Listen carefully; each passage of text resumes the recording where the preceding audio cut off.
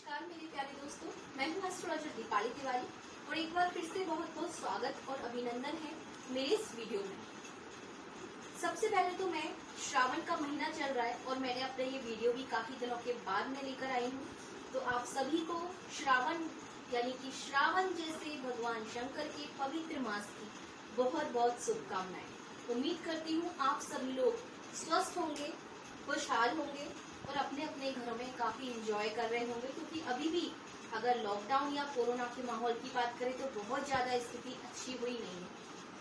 अब आज मैं जो वीडियो आपके लिए लेकर आई हूँ, क्योंकि श्रावण का भगवान शंकर का शिव जी का मंथ है, तो आज मैंने सोचा क्यों ना शिवलिंग के ऊपर ही बात की जाए। शिवलिंग का जो पूजन है या शिवलिंग के बारे में सभी जानते हैं, चाहे वो किसी भी धर्म के हों, और शिवलिंग का पूजन आदि काल से ही चला आ रहा है। लेकिन आज मैं जो बात करूंगी शिवलिंग के आध्यात्मिक स्वरूप के साथ साथ मैं शिवलिंग के वैज्ञानिक पक्ष पर भी आज कुछ बात करने जा रही हूँ।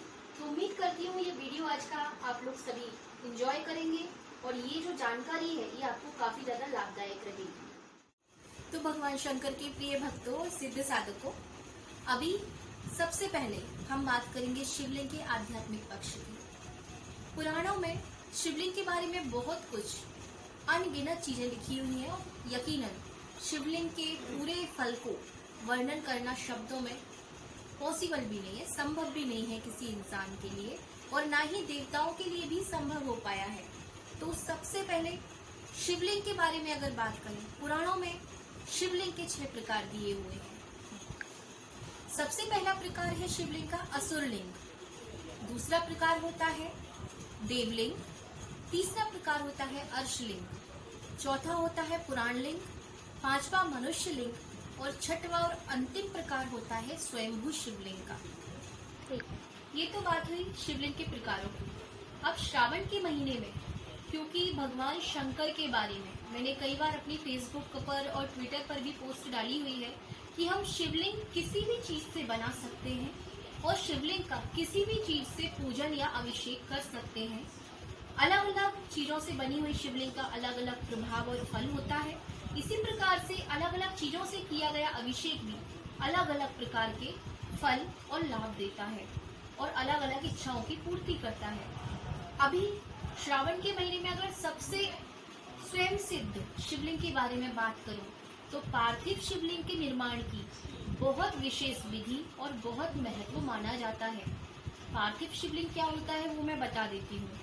नॉर्मल जो इंसान होते हैं अधिकतर या कई सारे लोग जो पूजन भी करते हैं वो भी यही गलती करते हैं कि पार्थिव शिवलिंग सिर्फ और सिर्फ मिट्टी का बना लिया जाता है। हालांकि उसमें कोई बुराई नहीं है, लेकिन आज मैं आपको बता देती हूँ शिव पुराण के अनुसार पार्थिव शिवलिंग में मुख्य 5 चीजों का उपयोग बहुत महत्वपूर्ण है। अगर इन 5 चीजों का आपने इस्तेमाल करके मिट्टी के शिवलिंग पार्थिव शिवलिंग का निर्माण किया है तो यकीन मानिए जो भी व्यक्ति इस शिवलिंग की पूजा करेगा उसको अनंत कोटि लाभ मिलेगा और इच्छाओं की पूर्ति बहुत छोटी बात हो जाती है। अब मैं बता देती हूँ पार्थिव शिवलिंग बनाने में मुख्य 5 चीजें कौन सी होती हैं। पहला, जो नॉर्मल मिट्टी हम लेते हैं अधिकतर काली मिट्टी का प्रयोग किया जाता है, क्योंकि वो स्वभाव से चिकनी होती है और उसमें कंकड़ पत्थर कम होते हैं। तो मिट्टी आप कोई भी ले लीजिए, क्योंकि ये तो एरिया पर डिपेंड करता है, हर तरह के स्थान पर काली मिट्टी नहीं। पार्थिव शिवलिंग में सबसे पहले हुई काली मिट्टी या कोई भी मिट्टी आप लें। एक सांप का या सर्प का, क्योंकि भगवान शंकर के हार होते हैं नाग देवता का जो बामी होता है, हमारे यहाँ बामी बोलते हैं, आपके स्थानीय भाषा में उसको कुछ और भी बोल सकते हैं। सर्प के घर की अगर थोड़ी सी भी मिट्टी, जैसे कि एक कलश भर जल में अगर एक गंगा जल की बूंद डाल दी जाए तो वो गंगा जल समान पवित्र माना जाता है। इसी प्रकार से जब भी आप किसी पार्थिव शिवलिंग का निर्माण करते हैं उसमें अगर आप एक चुटकी भर भी बामी की मिट्टी अगर मिक्स कर देते हैं तो ये बहुत ज्यादा अच्छा महत्व और फल देती है आपको। तो बामी की मिट्टी। दूसरी चीज हुई गुड़। पार्थिव शिवलिंग के निर्माण में गुड़ बहुत आवश्यक रूप से शिव पुराण में इसका बहुत विशेष महत्व दिया गया है। तीसरी चीज है मक्खन। अगर संभव हो तो घर से यूज किया हुआ, घर के दूध से ही निकाला हुआ मक्खन, और वो भी ताजा, आप शिवलिंग बनाने में यूज करें। लेकिन अगर नहीं मिले तो कोई बात नहीं है, क्योंकि हम कलयुगी प्राणी हैं, सभी प्रकार के नियम हर इंसान के लिए करना संभव भी नहीं है। चौथी चीज है भस्म। जैसे कि आप जानते हैं भगवान शंकर के 12 ज्योतिर्लिंग हैं। इन 12 ज्योतिर्लिंग में से जो सबसे विशेष माना जाता है भस्म के लिए वो है दक्षिण मुखी, ब्रह्मांड का एकमात्र दक्षिण मुखी शिवलिंग, स्वयं सिद्ध शिवलिंग बाबा महाकालेश्वर का शिवलिंग। तो अगर महाकालेश्वर की शिवलिंग की प्रसाद में मिली हुई भस्म आपके पास है तो उससे अच्छा तो कुछ हो ही नहीं सकता। वो भस्म आप इस शिवलिंग के निर्माण में मिला सकते हैं, और नहीं तो नॉर्मल आप गाय के गोबर के जो उपले होते हैं उससे बनी हुई भस्म इस्तेमाल करें। और इसके बाद अंतिम चीज है गाय का गोबर। इन पांचों चीजों को मिलाकर अगर आप शिवलिंग का निर्माण करते हैं तो ये बहुत उत्तम फल आपको देगा श्रावण के इस पवित्र महीने में।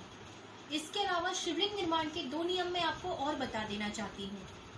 एक नियम तो ये कि जब भी आप घर में कोई भी शिवलिंग निर्माण करते हैं, शिवलिंग बनाने वाले, जैसे कि अगर मैं शिवलिंग बनाऊंगी तो मैं अपनी उंगलियों से उसका नाप लूंगी। तो शिवलिंग बनाने वाले के ऊपर डिपेंड करता है उसकी उंगलियां कितनी बड़ी हैं। उसके उंगलियों से नापकर 12 अंगुल से ज्यादा ऊंचा शिवलिंग आपको कभी नहीं बनाना चाहिए, उससे आपको पुण्य फल प्राप्त बिल्कुल नहीं होता। दूसरी बात, कभी भी शिवलिंग जब आप बनाएं घर पर तो बिना वेदी का शिवलिंग ना बनाएं। वेदी यानी कि शिवलिंग के नीचे जो एक आकार होता है जहाँ से जल गिरता है, एक वेदी टाइप की बनी होती है। तो बिना वेदी के कभी भी कोई शिवलिंग आप ना बनाएं, ना ही उसकी पूजा करें। उस वेदी का भी एक नियम होता है।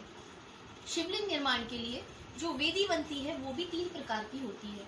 सबसे पहले उच्च कोटि की जो वेदी होती है, आपके हाथ की उंगलियों से, यानी कि शिवलिंग बनाने वाले की हाथ की उंगलियों से 4 इंच की होनी चाहिए। अगर 4 अंगुल की या 4 इंच की आप बना रहे हैं शिवलिंग, तो ये मानकर चलिए कि वो उच्च कोटि का शिवलिंग माना जाता है।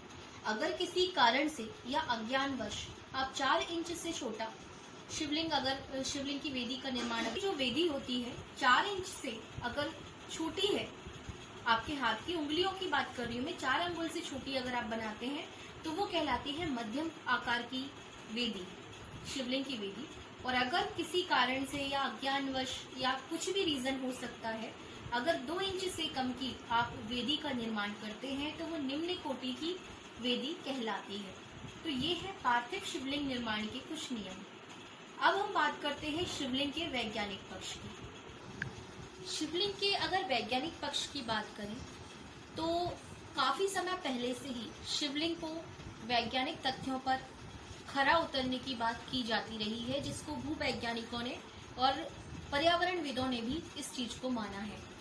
उसी के कुछ महत्वपूर्ण और उच्च कोटि के तथ्य मैं आज यहाँ शेयर कर रही हूँ। जैसे कि आप सभी जानते होंगे, हमारे इंडिया में एक न्यूक्लियर रिसर्च सेंटर है, Bhabha atomic nuclear research centre Mumbai. वहाँ के वैज्ञानिकों ने माना है कि शिवलिंग और भाभा एटॉमिक रिसर्च सेंटर का जो न्यूक्लियर प्लांट है उसकी जो बनावट है उन दोनों में काफी कुछ समानता होती है।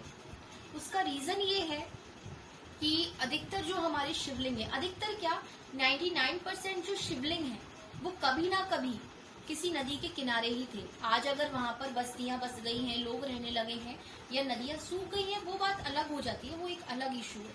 लेकिन हमारे 99% शिवलिंग अगर आप देखें दुनिया में कहीं भी, तो वो हमेशा नदी के किनारे, किसी ना किसी बड़े समुद्र या जलाशय के किनारे ही आपको प्राप्त होंगे। और न्यूक्लियर रिएक्टर की भी ये एक पहचान होती है, एक स्पेशलिटी होती है कि वो हमेशा किसी न किसी जलाशय के आसपास ही बनाया जाता है। इसके बाद अगर हम बात करें तो शिवलिंग और न्यूक्लियर रिएक्टर जो होता है उन दोनों में सबसे बड़ी समानता ये है कि दोनों ही ऊर्जा के स्रोत माने जाते हैं, क्योंकि हम मानते हैं कि भगवान शंकर जो होते हैं वो त्रिदेवों में संहार के कारक होते हैं और सृष्टिकर्ता भी वही है। यानी कि कहीं ना कहीं संपूर्ण ब्रह्मांड की ऊर्जा का जो स्रोत है, हमने आध्यात्मिक रूप से, हिंदू धर्म के रूप से, किसी भी या पुराणों में या वेदों में हम देखें तो संपूर्ण ब्रह्मांड का ज्योति स्वरूप जो है एक बिंदु आकार, उसी का एक पिंड हम शिवलिंग को मानकर चलते हैं। और इसी प्रकार वैज्ञानिक तथ्य ये है कि न्यूक्लियर में बहुत ज्यादा एनर्जी होती है, ऊर्जा का संपूर्ण स्रोत वही है। दोनों में सबसे बड़ी समानता है। और इसके बाद दोनों को ही ठंडा रखने के लिए, जैसे कि हमारे मंदिरों में देखा होगा या आप तो बहुत अच्छे से जानते ही होंगे, हिंदुस्तानी तो सभी जानते हैं कि शंकर भगवान की जो शिवलिंग होती है उसके ऊपर लगातार जल प्रवाहित करने का नियम होता है ना। गर्मी के समय में मंदिर के ऊपर, मंदिर में जो शिवलिंग होती है उसके ऊपर हम लोग कलश भी विराजमान करवाते हैं, जिसमें से धीरे धीरे जल की धारा लगातार शंकर भगवान पर गिरती रहती है, क्योंकि उसके पीछे भी वही लॉजिक है कि भगवान शंकर पूरे ब्रह्मांड की ऊर्जा को अपने अंदर समेटे हुए हैं, तो उनकी उस ऊर्जा की गर्माहट को कम करने के लिए हम लोग उन पर जलाभिषेक करते हैं और अलग अलग अभिषेक उन पर किए जाते हैं। उसके साथ ही कलश के द्वारा लगातार जल प्रवाहित उस पर किया जाता है, और यही सिद्धांत न्यूक्लियर रिएक्टर में भी यूज होता है। और ये मैं नहीं कह रही, ये जो थॉट्स है मैंने खुद से नहीं बनाए, ये वैज्ञानिकों का मानना और कहना है कि न्यूक्लियर रिएक्टर में भी लगातार जल गिराते रहना पड़ता है ताकि वो ठंडा रह सके। इसके बाद दूसरा तथ्य ये है कि जिस तरह से हमारे जो शिवलिंग होते हैं, शिवलिंग जो भी मंदिर में स्थापित होते हैं, वहां पर जल निष्कासित होने के लिए एक अलग से नाली आकार एक जगह बना दी जाती है, और विशेषकर पुराणों और वेदों में ये लिखा जाता है, बोला जाता है कि शिवलिंग का कभी भी पूरा परिक्रमा नहीं करना चाहिए। तो पुराणों में, वेदों में ये माना जाता है कि भगवान शंकर क्योंकि ऊर्जा के स्रोत हैं, तो उनके द्वारा जो जल वहां से गिर रहा है उसको ग्रहण भी नहीं करना चाहिए। कभी भी कोई नहीं बोलेगा कि शिवलिंग से जो जल गिर रहा है उसको आप पी लीजिएगा, क्योंकि वो एक आवेशित जल माना जाता है। यानी कि जिस तरह से न्यूक्लियर रिएक्टर में जो पानी हम गिराते हैं उस पानी को कभी भी इस्तेमाल नहीं किया जाता। तो ये तथ्य भी यहाँ पर दोनों से मेल खाता है, क्योंकि शिवलिंग ऊर्जा का स्रोत है, संपूर्ण ब्रह्मांड का सृष्टिकर्ता, संहारकर्ता वही है। ये हम बहुत अच्छे से समझ सकते हैं इन तथ्यों के द्वारा, क्योंकि ये पर्यावरणविद और वैज्ञानिकों ने भी माना और इस चीज को सराहा है। हमारे हिंदू धर्म में शुरू से ही ये माना जाता है कि शिवलिंग जो है उस पर बेल का फल या बेल के पत्र चढ़ाने का, यानी कि बेल पत्र चढ़ाने का विशेषकर श्रावण के महीने में बहुत ज्यादा महत्व है। ये आदिकाल से ही चला आ रहा है, और इसके पीछे भी एक वैज्ञानिक तथ्य ये है कि वैज्ञानिकों ने ये रिसर्च की है कि जो बेल का पत्र होता है उसमें रेडियो विकिरण को कम करने की काफी अधिक क्षमता होती है। ये एक रीजन है, ये हम में से किसी को ना तो पुराणों में मिलेगा और ना ही आपको कोई धर्मविद बताएगा कि बेलपत्र साइंटिफिकली इस तरह से जुड़ा हुआ है, क्योंकि हम शिवलिंग को ऊर्जा का और संपूर्ण ब्रह्मांड की ऊर्जा का स्रोत मानते हैं। तो उसकी गर्माहट, उसके रेडियो एक्टिवनेस को कम करने के लिए, उसके रेडियो विकिरण को कम करने के लिए बेल का पत्ता शिवलिंग पर चढ़ाया जाता है। हमारे जो 12 ज्योतिर्लिंग हैं भगवान शंकर के, उनमें से जो सबसे महत्वपूर्ण, जो कि सोमनाथ का ज्योतिर्लिंग है, गुजरात में स्थित है। इसके विषय में आप में से काफी अधिक लोग जानते भी होंगे कि सोमनाथ मंदिर पर बार बार एक मुस्लिम आक्रमणकारी मोहम्मद गजनी ने बहुत बार आक्रमण किया। लगभग 14 से 16 बार आक्रमण उसने किया, ऐसा इतिहास में लिखा माना जाता है।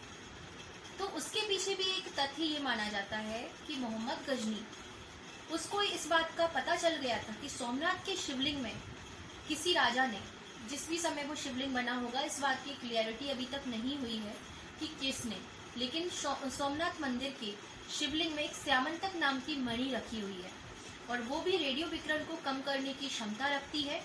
और उसके विषय में ऐसा बोला जाता है कि वो मणि जो है उसमें ऐसी क्षमता है रेडियो एक्टिवनेस कम करने की कि अगर उसको किसी लोहे की वस्तु से टच कर दे, अगर छू जाए वो किसी लोहे की वस्तु को, तो वो स्वर्ण बन जाती है। और उसी की वजह से मोहम्मद गजनी ने कई बार सोमनाथ मंदिर पर आक्रमण किया, लेकिन वो मणि आज तक उसको तो क्या किसी को भी नहीं मिली है। तो भक्तों, सिद्ध साधकों, आज के लिए बस इतना ही।